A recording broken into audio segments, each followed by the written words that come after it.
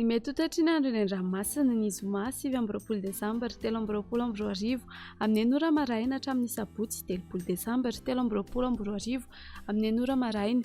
Tsy misy ny filazana fampitandremana na izany azy dia entanina isika mpampatsarany masina mba ho malina hatrany. Ho an'ny morontsiraka Atsinanana, tanjon'ny Bobaomby hatrany amin'ny tanjon'ny Angotsy, anorana tandrifindrahona vitsy ny alina, ho avy avaratra amin'ny ankapobeny rivotra ka ho sivatra amin'ny 12 km isan'ora. Adiny mpanonja ranomasina, avy onjo manodidina ny 1 metatra. Tanjon'ny Angotsy hatrany Mahanoro, anorana tandrifindrahona vitsy ny alina, ny atsimon'ny Sainte-Marie, ho avy avaratra ny rivotra ka ho sivatra amin'ny 12 km isan'ora ny any avaratra i Toamasina, ho avy atsimo ka ho sivatra amin'ny 12 km isan'ora ny any ankafa. Adiny mpanonja ranomasina, avy onjo manodidina ny 1 metatra. Mahanoratra ny Taolagnaro, anorana tandrifindrahona indrindra ny alina, ho avy atsimon'ny rivotra ka ho 12 hatramin'ny 12 km isan'ora. Anonjaben'ny ranomasina, avy onjo 1,5 metatra hahatratra 2,5 metatra ny any atsimon'ny Vangaindrano ny Takariva. Taolagnaro hatrany amin'ny tanjon'ny Vohimena, anorana tandrifindrahona mitsitokotoko, ho avy atsimo atsinanana ny rivotra ka ho 20 hatramin'ny 17 km isan'ora. Anonjabena herin'ny ranomasina, avy onjo 2,7 hatramin'ny 3 metatra, isy alin-drano avy atsimo atsinanana.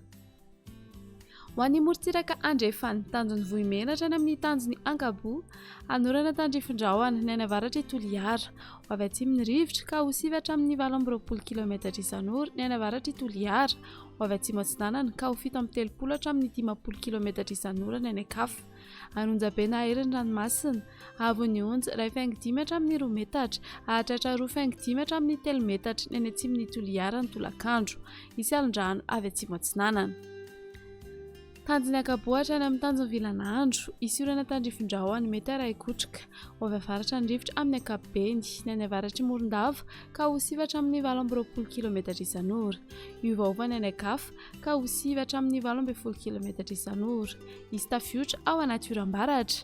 Adiny mpanonja ranomasina, avy onjo 8,7 hatramin'ny 1,3 metatra, anonjabena hery ao anaty oram-baratra.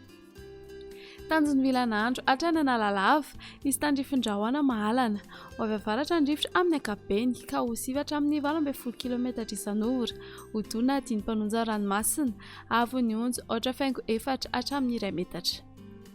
Analalava hatrany amin'ny tanjon'ny Bobaomby, isy orana tandrifindrahona vitsy, iovaova amin'ny fisokan'ny rivotra ka ho 7 km isan'ora.